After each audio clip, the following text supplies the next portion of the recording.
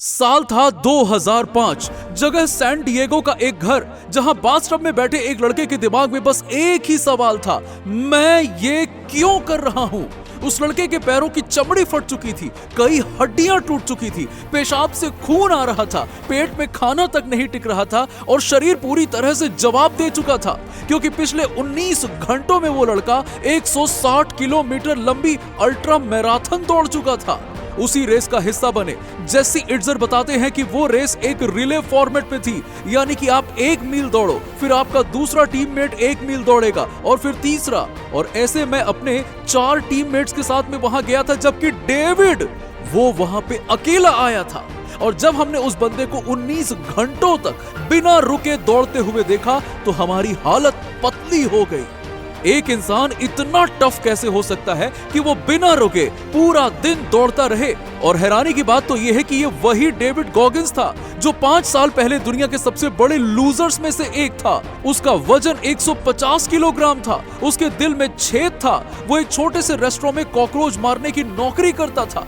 हर कोई उसका मजाक उड़ाता था और हालात इतने बुरे थे कि अगर कुछ बदलाव न आता तो शायद वो कुछ ही समय में अकेले ही बीमारियों से तड़पते तड़पते मर जाता।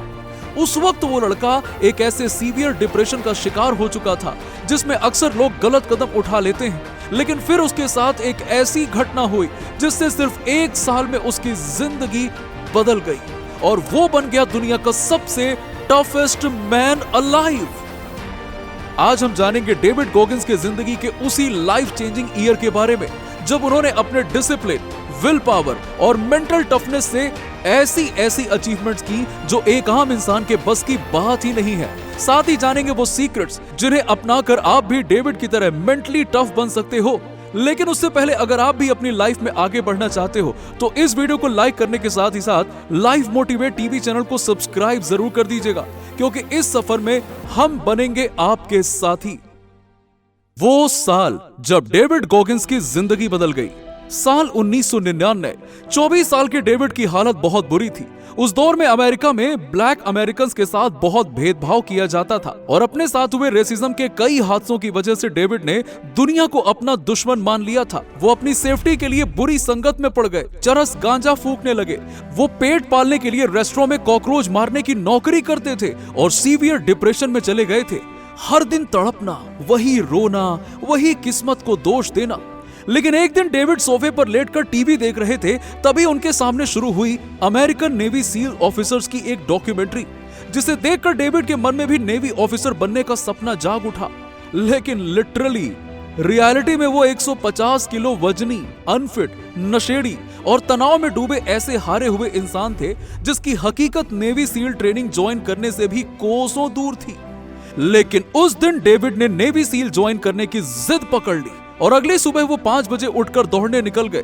शुरुआत में तो डेविड के लिए 400 मीटर दौड़ना भी बड़ा मुश्किल था, लेकिन वो बिना हारे हर दिन सुबह उठ जाते, एक्सरसाइज करते, फिर मीलों दौड़ते, फिर चाहे बर्फ गिर रही हो या बारिश हो रही हो।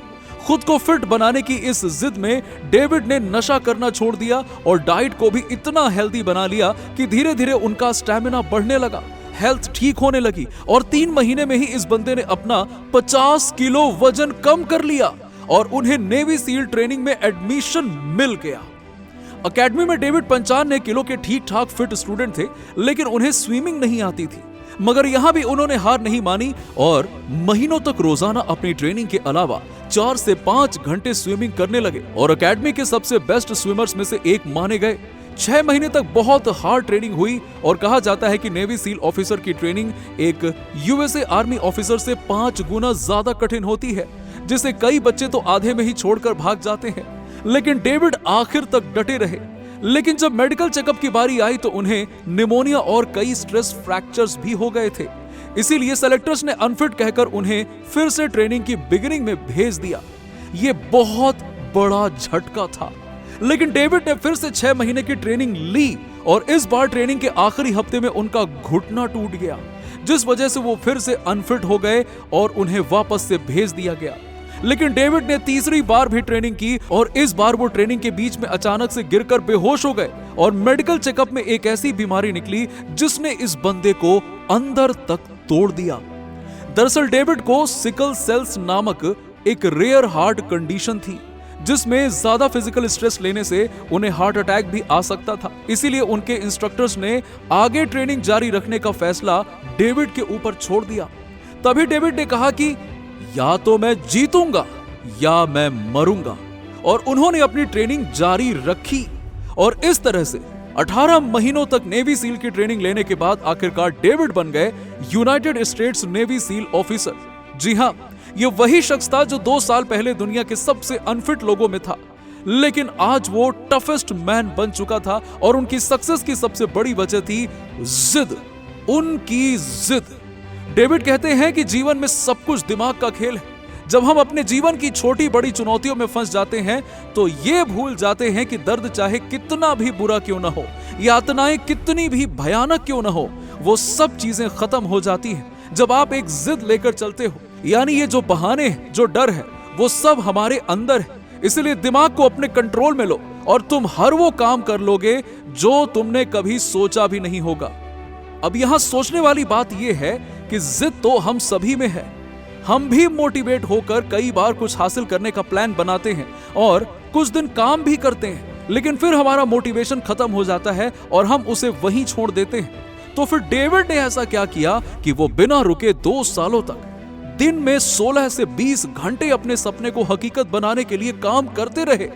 तो इसका सीक्रेट है सेल्फ डिसिप्लिन। अब ध्यान से सुनिए, मोटिवेशन जो है ना, वो बिजली की तरह होता है। जब तक इलेक्ट्रिक वायर्स में इलेक्ट्रिसिटी दौड़ती है तब तक घर में होती है लाइट, टीवी, फ्रिज, एसी सब चलते हैं। लेकिन जैसे ही पावर कट हुआ तो पूरा अंधेरा। लेकिन डिसिप्लिन जो है वो एक इन्वर्टर की तरह होता है, जो बिजली आना बंद भी हो गई तो भी घर को रोशन रखता है। यानी अगर आप किसी दिन मोटिवेटेड फील नहीं करते लेकिन डिसिप्लिन्ड हो तो आप आगे बढ़ते रहोगे। मोटिवेशन आपको आज करने का मन है यहां तक ले जाता है, और डिसिप्लिन आपको आज करने का मन नहीं भी है तो भी मैं करूंगा यहां तक ले जाता है। अब एक सिंपल सा एग्जांपल समझो।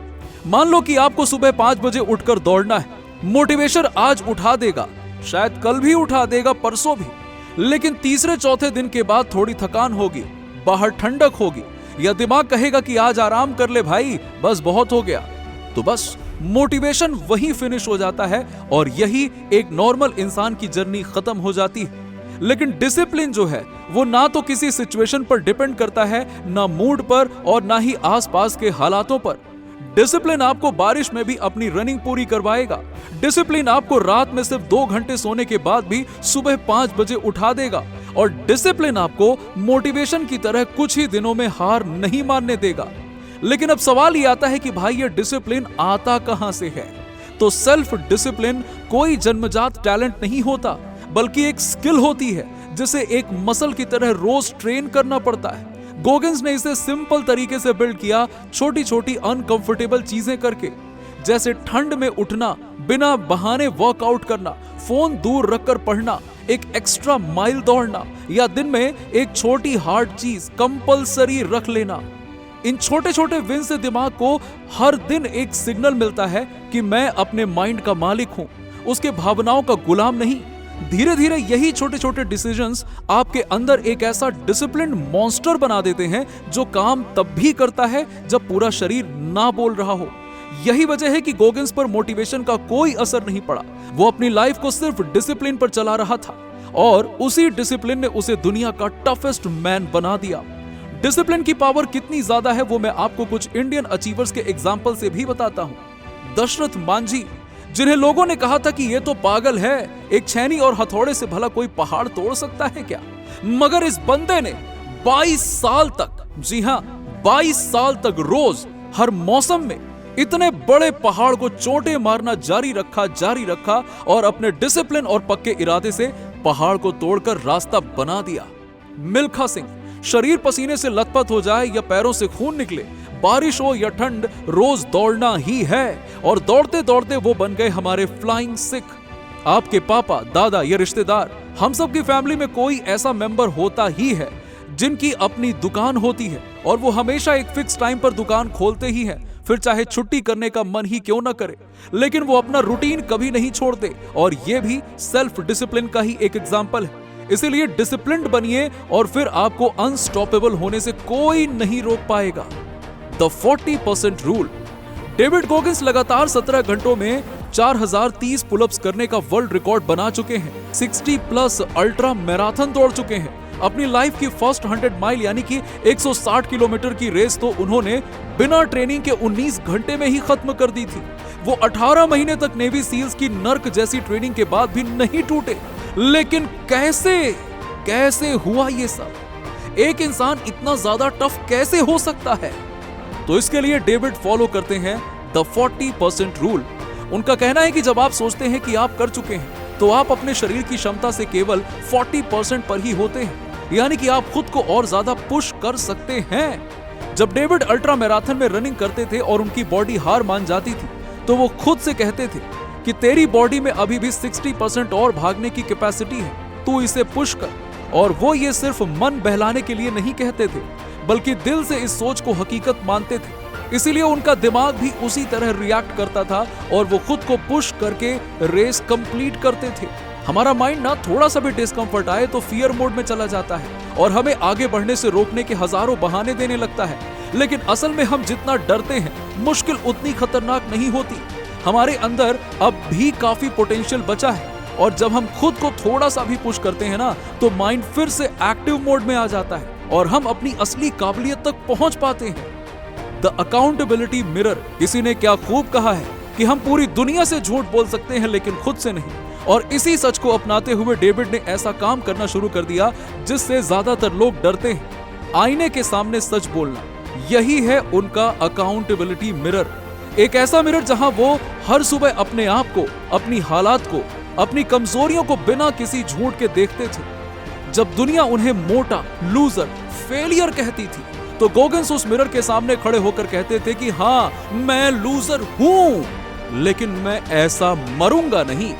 हर दिन वो मिरर पर स्टिकी नोट्स चिपकाते थे जिसमें उनके गोल्स लिखे होते थे कि मुझे 5 बजे उठना है, 10 मील दौड़ना है और 1 महीने में कितने किलोग्राम वजन कम करना है। और जब वो अपने गोल्स को अचीव करने से रह जाते तो खुद से कहते कि भाई, यहां तू हार गया, लेकिन तू डिसाइड कर कि तुझे हारा हुआ रहना है या जीतना है।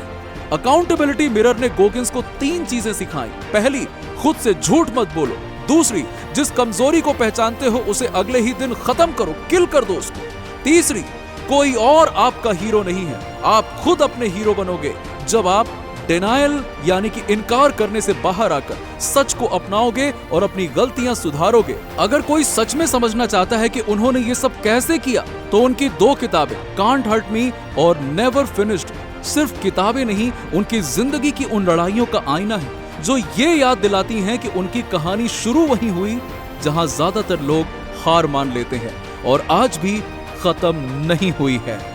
तो ये थी डेविड गोगिंस की मेंटली टफ बनने की कहानी। क्या आप भी डेविड की तरह डिसिप्लिन, मेंटली टफ और ऐसे पावरफुल इंसान बनने को तैयार हो जो अपने सपनों को पूरा करने के लिए हद पार मेहनत कर सके? अगर हाँ तो कमेंट बॉक्स में यस आई एम रेडी जरूर लिखना। और इस वीडियो का पार्ट 2 देखना चाहते हो तो भी बताना, जिसमें हम डेविड की लाइफ और डिटेल में डिकोड करेंगे। और अगर दिल से ये वीडियो अच्छा लगा हो तो इसे लाइक और शेयर जरूर करना ताकि एल्गोरिदम इस वीडियो को और ज्यादा लोगों तक पहुंचाए। और लाइव मोटिवेट टीवी चैनल को सब्सक्राइब करके नोटिफिकेशन बेल को ऑन करना मत भूलना। थैंक यू, मिलते हैं नेक्स्ट वीडियो में।